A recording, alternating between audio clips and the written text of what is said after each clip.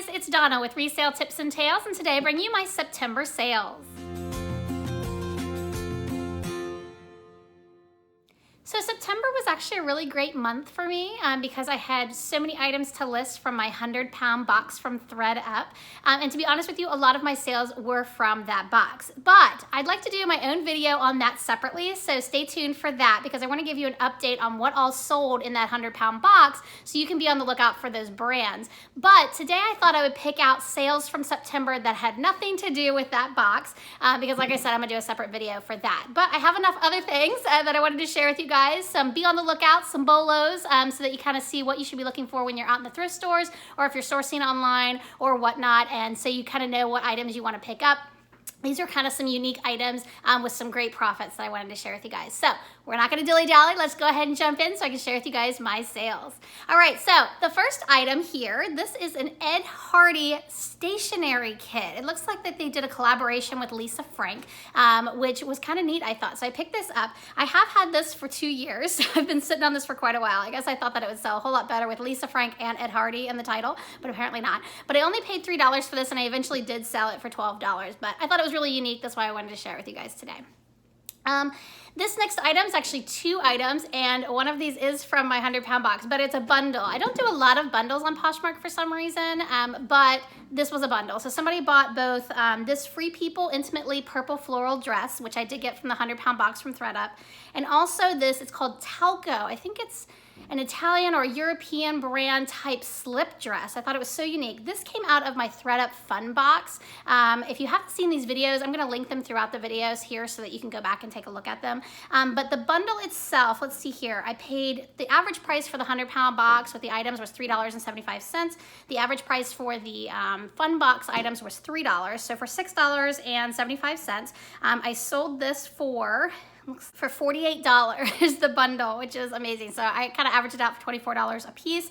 So the total profit on this box was about $30 after all the fees and taxes and things like that, which I thought was a really good price. So I wanted to share that. And this was all on Poshmark, of course, with the bundles. This next item here, this is a nice Columbia men's jacket that came out of one of my men's boxes from thredUP. It was a nice like work khaki type jacket, like a heavy duty utility jacket. Only paid $4.90 was the average price on these. Sold it for $25, which I thought was great. So my total profit was about $15 after all the fees and shipping and things like that. Pair of boots that I sold. These are Steve Madden boots. These were from one of my thredUP shoe boxes. I paid $6 for these, sold them for $20. Let's see here. This item here, this is a JCrew pair of pixie pants is what they call them. They're really tiny pants. But these came out of a thredUP women's box that I had months ago. This one here sold for $16. So I thought that was pretty good for a pair of JCrew pants. So still keep on your eye out for JCrew, I guess. Let's see here, moving on to another pair of shoes here. This is by Chaps. This is a pair of braided sandals. I really wanted to keep these for myself, but I didn't think I'd wear them enough, so I decided to go ahead and sell them. These did come out of a thredUP shoe box. These I sold for $20, which I thought was a great selling price, and they had no size on them, so I just did measurements in the pictures so that people would know what they were. A pretty good sale on a pair of used sandals with no size. This shirt here, I've actually been sitting on for a little while. This is a White House Black Market. It was a really pretty purple shirt, but I realized with White House Black Market, if it's not white or black, it doesn't sell really well. So I know, white and black.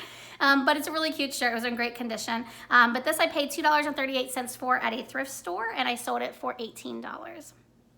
Let's see here.